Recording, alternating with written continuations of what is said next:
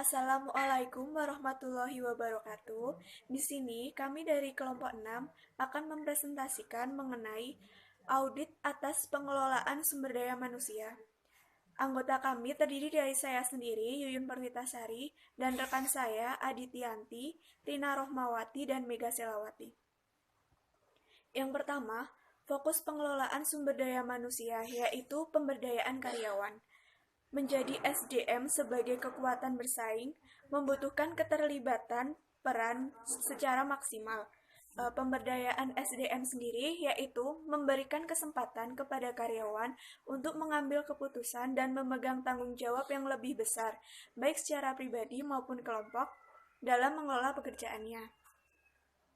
Pemberdayaan sumber daya manusia sendiri dapat kita lihat dari dua sudut pandang. Yang pertama, sudut pandang manajer, dan yang kedua, sudut pandang karyawan. Untuk sudut pandang manajer sendiri, pemberdayaan SDM merupakan proses pemberian kesempatan kepada SDM untuk memampukan dirinya dalam merencanakan, mengimplementasikan, dan mengendalikan pekerjaan yang menjadi tanggung jawabnya. Untuk dari sudut pandang karyawan sendiri, pemberdayaan SDM merupakan proses untuk meningkatkan kemampuan atau keandalan dirinya agar dipercaya oleh manajer dalam merencanakan, mengimplementasikan, dan mengendalikan pekerjaan yang menjadi tanggung jawabnya. Selanjutnya, pelatihan dan pengembangan karyawan. Pelatihan dan pengembangan karyawan sendiri bertujuan untuk meningkatkan kemampuan SDM dalam melaksanakan tugas dan tanggung jawabnya, baik saat ini maupun di masa yang akan datang. Pelatihan sendiri menekankan pada peningkatan keterampilan dan kemampuan SDM dalam melaksanakan tugas dan tanggung jawabnya saat ini. Sedangkan pengembangan SDM sendiri lebih menekankan pada peningkatan kinerja SDM di masa yang akan datang. Selanjutnya, langkah-langkah dalam proses pelatihan dan pengembangan. Kita dapat melihat di buku halaman 130. Adapun langkah-langkah ini dilakukan agar pelatihan dan pengembangan dapat berjalan sesuai dengan rencana dan dapat mencapai tujuan yang diinginkan. Langkah yang pertama, penilaian kebutuhan pelatihan dan pengembangan. Di sini kita dapat menganalisis atau menilai kebutuhan apa saja yang diperlukan dalam pelatihan dan pengembangan.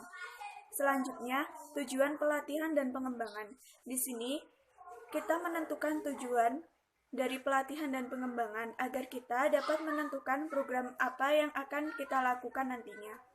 Selanjutnya, ada materi, program, dan prinsip pembelajaran, di mana dari materi dan prinsip pembelajaran ini akan menghasilkan program aktual.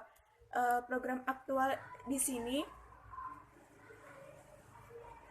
ada tujuan, bahan, metode, peserta, dan instruktur. Peserta di sini biasanya yaitu karyawan, di mana setelah dilakukannya program aktual ini akan menghasilkan output, di antaranya yaitu keahlian, pengetahuan, kemampuan, dan bekerja. Di sini, di output ini diharapkan karyawan sendiri akan memiliki keahlian, pengetahuan, kemampuan, dan keterampilan. Setelah adanya output, pastinya akan dilakukan evaluasi dan adanya umpan balik. Evaluasi ini dilakukan untuk menilai apakah pelatihan dan pengembangan yang sudah dilakukan sudah sesuai atau belum, dan apakah sudah memenuhi kebutuhan perusahaan atau belum. Nah, setelah itu akan ada lagi penilaian kebutuhan sendiri yang selanjutnya tujuan itu ada kriteria, di mana kriteria ini menentukan kriteria yang seperti apa yang sekiranya dibutuhkan dalam pelatihan dan pengembangan ini. Setelah itu akan ada evaluasi dan umpan balik kembali. Selanjutnya, tujuan pelatihan dan pengembangan. Di sini, tujuan pelatihan dan pengembangan yang pertama meningkatkan kualitas dan kuantitas output. Yang kedua, menurunkan biaya kegagalan produk. Yang ketiga, menurunkan pemborosan penggunaan sumber daya. Yang keempat, menurunkan kecelakaan kerja. Yang kelima, menurunkan perputaran karya, meningkat absensi dan meningkatkan kepuasan kerja. Yang keenam, mencegah timbulnya rasa antipati karyawan. Adapun beberapa aspek dalam tercapainya tujuan tersebut. Yang pertama, validitas pelatihan. Yang kedua, transfer ilmu pengetahuan. Dan yang terakhir, ketiga, validitas interorganisasional. Selanjutnya, yang slide kelima, ini ada perencanaan dan pengembangan karir. Nah, hasil suatu penelitian dari perencanaan dan pengembangan karyawan, ini ada 5. Yang pertama yaitu persamaan karir. Nah, persamaan karir yaitu karyawan yang menginginkan adanya kesamaan dalam sistem promosi dan kesempatan untuk meningkatkan karir. Kemudian yang kedua ada kepedulian atasan. Nah, karyawan menginginkan dalam pengembangan karirnya ada peran aktif dari para supervisor dan dapat memberikan umpan balik bagi prestasi kerjanya. Kemudian yang ketiga ada kesadaran akan adanya kesempatan. Nah, ini karyawan menginginkan adanya kesempatan untuk berkarir. Kemudian yang keempat ada minat karyawan. Nah, ini karyawan memiliki keinginan dan tingkat minat yang berbeda-beda dalam meningkatkan karirnya. Kemudian yang terakhir ada kepuasan karir. Nah, ini tingkat kepuasan karir karyawan berbeda-beda, tergantung pada berbagai faktor, antara lain usia, kedudukan karyawan yang bersangkutan, dan lainnya. Kemudian pada slide ke-6, ini ada tujuan perencanaan dan pengembangan. Nah, yang pertama yaitu menyelaraskan strategi dan SDM yang dimiliki perusahaan. Ini dengan membantu karyawan dalam perencanaan dan pengembangan karir, Departemen SDM dapat mengantisipasi rencana kerjanya serta mendapatkan bakat yang diperlukan untuk mendukung strategi perusahaan. Kemudian tujuan yang kedua yaitu mengembangkan karyawan yang dapat dipromosikan. Nah, itu membantu dalam penyediaan bakat-bakat karyawan internal untuk dipromosikan dalam memenuhi posisi yang lowong. Kemudian tujuan yang ketiga yaitu mendukung keberagaman tenaga kerja. Itu membantu memahami harapan dan tujuan perusahaan karena karyawan berasal dari berbagai latar belakang. Kemudian tujuan yang keempat menurunkan perputaran karyawan, yaitu meningkatkan perhatian dan loyalitas karyawan akan loyalitasnya terhadap perusahaan serta mengurangi perputaran karyawan. Kemudian yang tujuan yang kelima itu ada mendorong munculnya potensi karyawan, yaitu mendorong karyawan untuk lebih selektif dalam menggunakan kemampuannya sebab mereka mempunyai tujuan karir yang lebih khusus. Kemudian tujuan yang keenam itu ada meningkatkan perkembangan pribadi, yaitu mendorong karyawan untuk tumbuh dan berkembang. Kemudian ada tujuan yang ke-7 yaitu mengurangi ketergantungan karyawan pada pihak lain. Nah, ini menjadikan karyawan sadar akan pentingnya kualifikasi karyawan, mencegah manajer mementingkan diri sendiri, dan menyadarkan bahwa Departemen SDM bukanlah yang menentukan segala-galanya dalam perencanaan dan pengembangan karir karyawan. Kemudian yang tujuan ke-8 itu ada memuaskan kebutuhan karyawan, yaitu adanya kesempatan untuk tumbuh dan berkembang, serta terpenuhi kebutuhan harga diri karyawan, mendorong tercapainya kepuasan karyawan tersebut. Kemudian yang tujuan yang terakhir yaitu yang ke-9, membantu perencanaan tindakan afirmatif, yaitu membantu menyiapkan pekerjaan yang lebih penting, serta rencana kegiatan yang telah ditentukan. Kemudian pada slide ke-7 ini ada penilaian kinerja. Nah, penilaian kinerja karyawan adalah menghubungkan kinerja karyawan dalam melaksanakan tugas dan tanggung jawab dengan standar keberhasilan yang telah ditetapkan sebelumnya. Nah, tujuan penilaian ini dibedakan menjadi 2, yaitu tujuan penilaian yang berorientasi masa lalu dan berorientasi masa depan.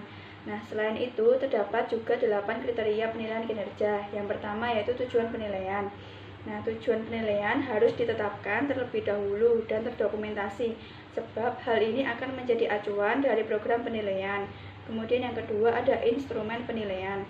Beberapa instrumen yang sering digunakan seperti rating scale, checklist, penilaian sendiri atau NPO harus disesuaikan dengan tujuan penilaian. Kemudian yang ketiga ada standar penilaian.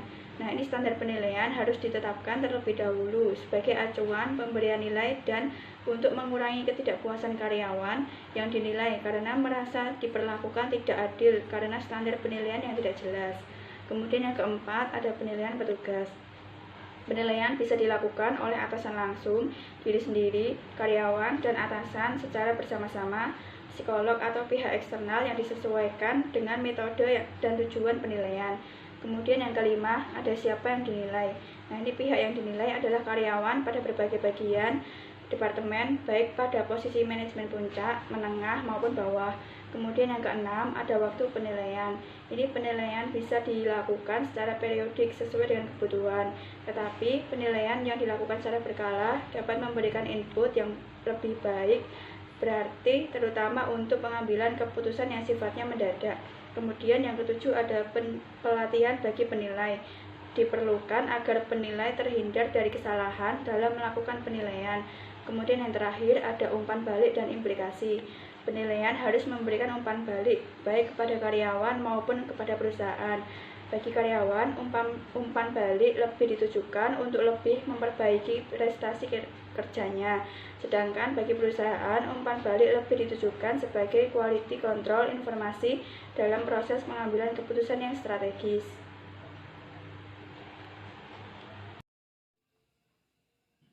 Selanjutnya, slide 8, kompensasi dan balas jasa. Kompensasi adalah sesuatu yang diterima karyawan sebagai pengganti atau imbalan atas kontribusi yang telah diberikan karyawan kepada perusahaan. Secara umum, tujuan dari manajemen kompensasi adalah untuk membantu perusahaan mencapai tujuannya dan menjamin terciptanya keadilan internal dan eksternal. Keadilan internal menjamin bahwa seluruh karyawan di dalam perusahaan mendapatkan kompensasi berdasarkan standar yang sama, yang secara proporsional mengatur kompensasi sesuai dengan bidang kerja dan tingkat jabatan yang telah ditentukan. Keadilan eksternal menjamin bahwa karyawan mendapatkan kompensasi secara adil sesuai dengan yang terjadi di pasar kerja. Sementara tujuan dari pemberian upah dan gaji adalah yang pertama, menjalin ikatan kerja yang formal antara perusahaan dan karyawan. Yang kedua, mencapai kepuasan kerja karyawan. Yang ketiga, merekrut karyawan yang berkualitas. Yang keempat, meningkatkan motivasi kerja karyawan. Yang kelima, meningkatkan stabilitas karyawan.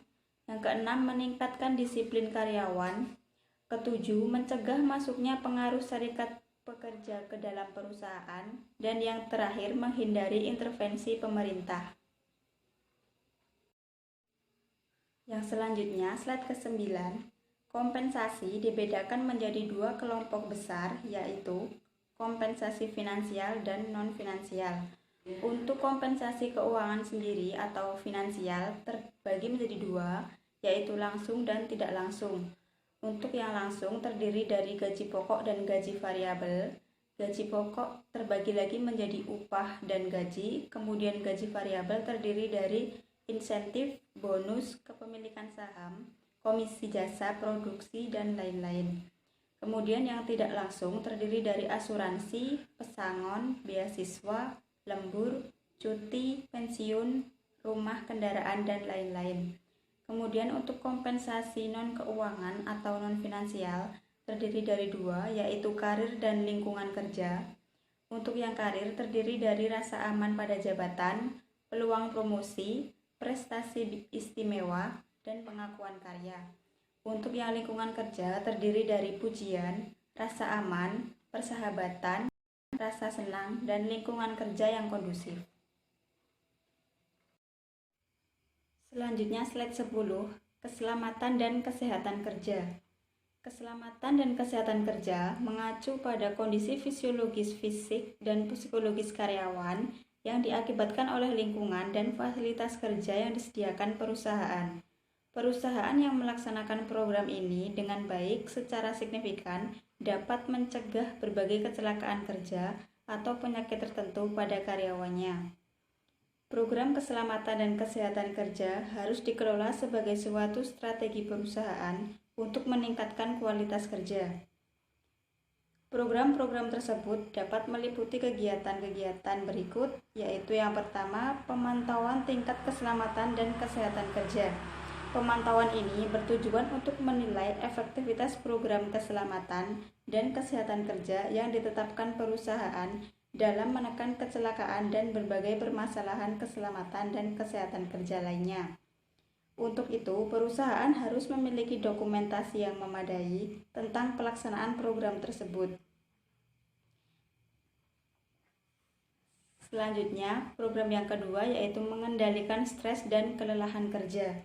Perusahaan dapat melakukan beberapa tindakan, misalnya pelatihan dan penyegaran, maupun langkah-langkah berikut yaitu peningkatan partisipasi dalam pengambilan keputusan dan strategi manajemen stres pribadi.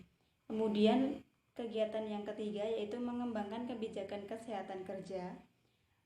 Berbagai program keselamatan dan kesehatan kerja dikembangkan dan dikelola secara serius untuk mencegah terjadinya berbagai kecelakaan dan penyakit akibat buruknya lingkungan kerja. Perusahaan harus proaktif menangani permasalahan ini bukan karena semata-mata demi memenuhi ketentuan hukum yang berlaku, tetapi sebagai bagian dari strategi untuk meningkatkan kinerja perusahaan. Kemudian yang keempat yaitu yang terakhir, menciptakan program kebugaran. Yang selanjutnya, slide 11, kepuasan kerja karyawan. Kepuasan kerja merupakan gambaran evaluasi seseorang atas perasaan sikapnya, senang atau tidak senang, puas atau tidak puas dalam bekerja. Beberapa teori mengenai kepuasan kerja yang telah cukup dikenal antara lain, yang pertama teori ketidakpuasan, yang kedua teori keadilan, dan yang ketiga teori dua faktor. Untuk teori ketidakpuasan, teori ini mengukur kepuasan kerja seseorang dengan menghitung selisih antara sesuatu yang seharusnya terjadi dengan kenyataan yang dirasakan oleh karyawan. Yang kedua, teori keadilan. Teori ini mengatakan bahwa kepuasan tergantung dari ada atau tidaknya keadilan di dalam bekerja. Yang ketiga, teori dua faktor. Teori ini menganggap kepuasan kerja dan ketidakpuasan sebagai hal yang berbeda dan mengelompokkan karakteristik pekerjaan menjadi dua, yaitu satisfiers atau motivator dan dissatisfiers. Untuk kelompok motivator merupakan faktor-faktor atau situasi yang dibutuhkan sebagai sumber. Kemudian untuk kelompok dissatisfiers merupakan faktor-faktor yang menimbulkan sumber ketidakpuasan seperti gaji atau upah, pengawasan, hubungan antar pribadi, kondisi kerja, dan status. Faktor yang menyebabkan kepuasan kerja itu sendiri terdiri dari 5. Yang pertama, tempat bekerja yang tepat. Yang kedua, pembayaran yang sesuai. Yang ketiga, organisasi dan manajemen. Yang keempat, supervisi yang tepat. Dan yang terakhir, pekerjaan yang tepat. Halo, saya Adityanti, NPM 63, akan menjelaskan tentang slide selanjutnya, yaitu mengenai audit atas pengurangan sumber daya manusia. Nah, kenapa pengurangan sumber daya manusia ini perlu kita audit itu? Karena biasanya di sini itu karena mempunyai banyak dampak baik secara finansial maupun secara non finansial. Nah, pengurangan sumber daya manusia ini itu terjadi biasanya karena adanya restrukturisasi perusahaan. Nah, restrukturisasi perusahaan ini tentunya kan akan berdampak ke pengurangan sumber daya manusia. Nah, pengurangan sumber daya manusia ini juga akan berdampak secara finansial maupun non finansial. Nah, untuk dampak finansialnya itu biasanya nanti akan berdampak pada misalnya pemberian pesangon. Tentunya perusahaan akan mengeluarkan banyak sekali pesangon untuk karyawan-karyawan yang di PHK nantinya. Nah, untuk dampak non finansialnya adalah citra baiknya perusahaan. Ketika sebuah perusahaan itu melakukan PHK secara besar-besaran, maka perusahaan itu akan dinilai tidak baik atau akan mendapatkan citra buruk.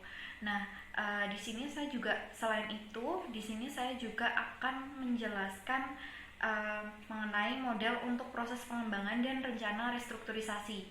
Nah, sebelum menjelaskan itu terkait PHK sendiri itu udah ada di Undang-Undang Nomor 13 Tahun 2003 Pasal 158 sampai 167 yang mengatur tentang hal apa saja perusahaan dapat melakukan PHK dalam hal apa saja.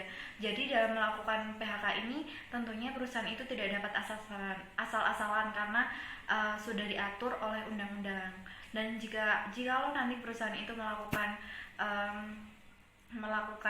PHK secara asal-asalan, maka perusahaan akan dikenai sanksi oleh pemerintah tentunya.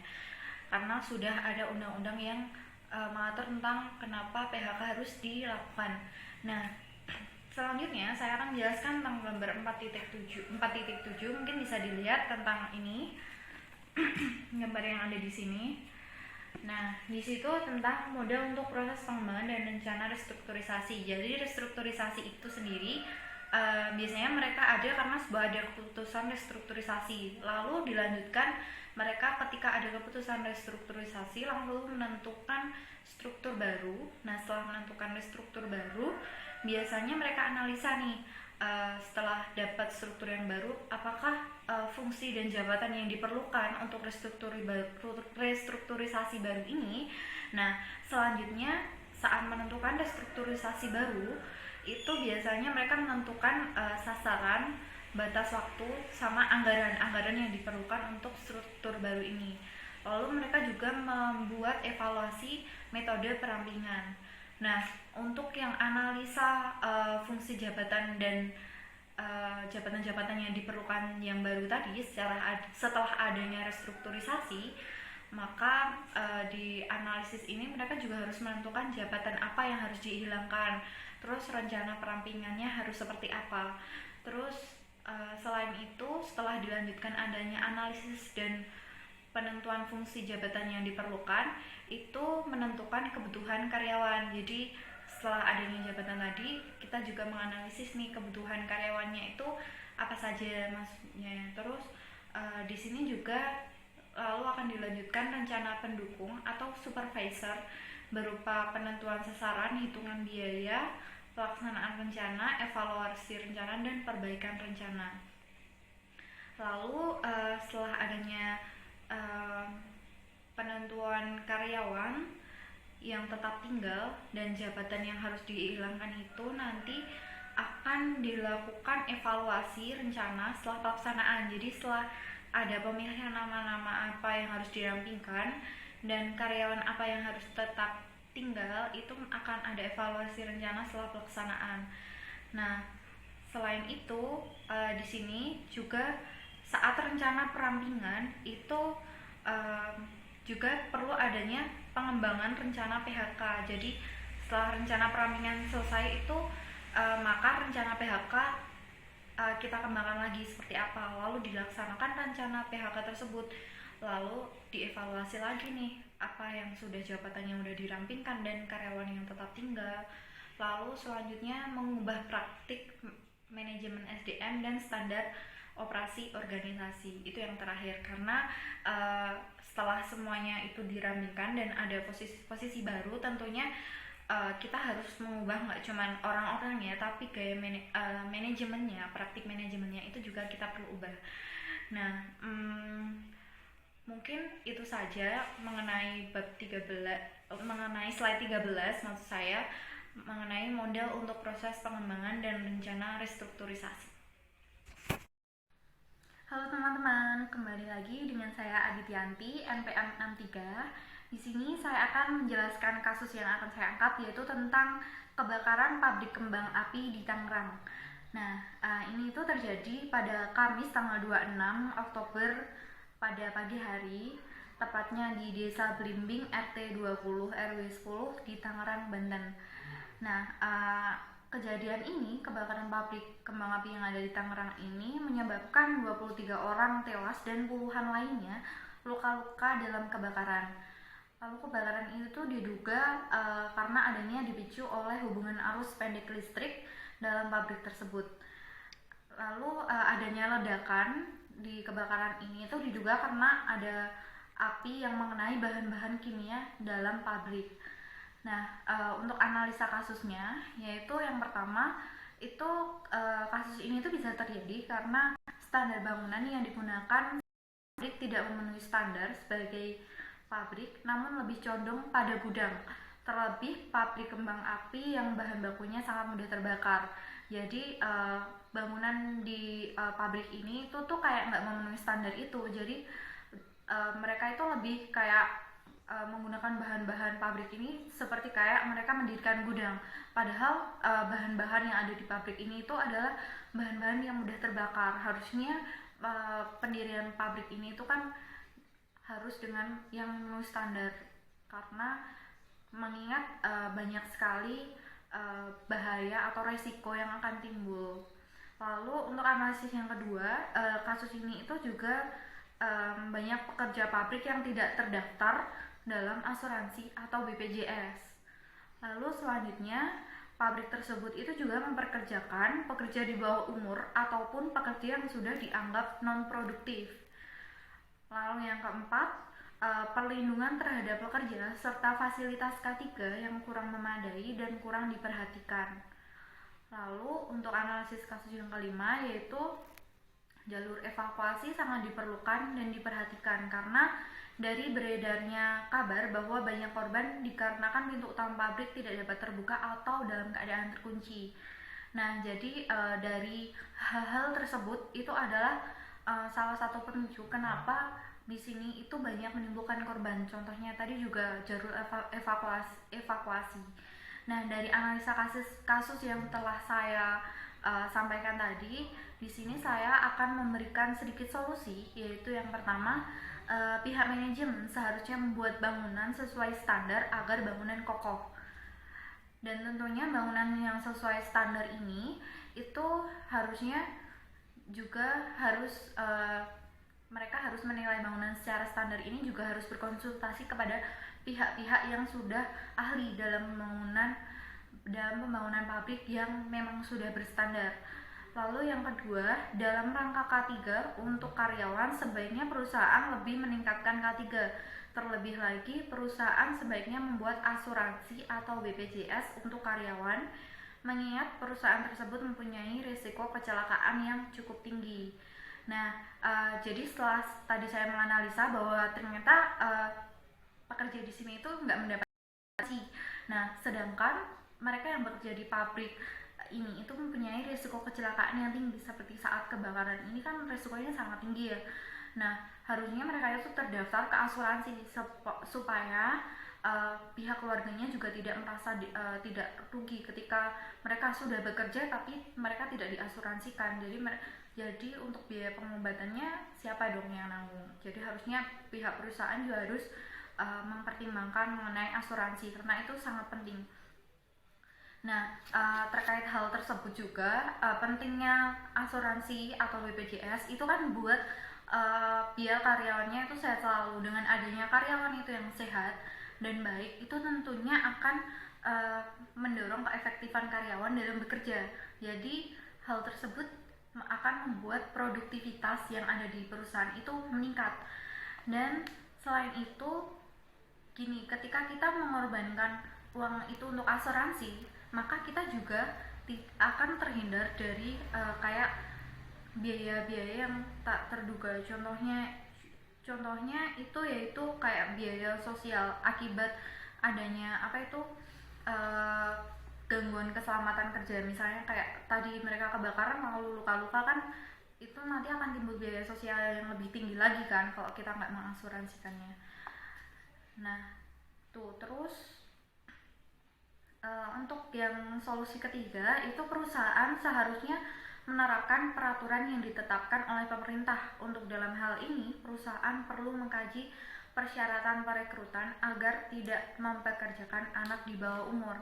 Nah, ini masih terkait ke perekrutan SDM untuk biar pabriknya ini, sebuah pabrik atau sebuah perusahaan yang tentunya dia itu menggunakan karyawan-karyawan yang berkualitas dengan umur yang memenuhi standar atau tidak di bawah umur ataupun juga tidak terlampau umur, itu tentunya akan meningkatkan kinerja karyawan dan tentunya juga akan hasil-hasil yang dikerjakan itu kan tentunya akan bagus. Nah, seharusnya di sini itu perusahaan menerapkan apa yang sudah pemerintah atur, yaitu tidak mempekerjakan anak di bawah umur atau tidak mempekerjakan orang yang sudah seharusnya berhenti bekerja atau sudah pensiun begitu. Terus yang keempat, solusi keempat yaitu fasilitas K3 di perusahaan perlu ditingkatkan serta perlu dibuat adanya petunjuk evakuasi.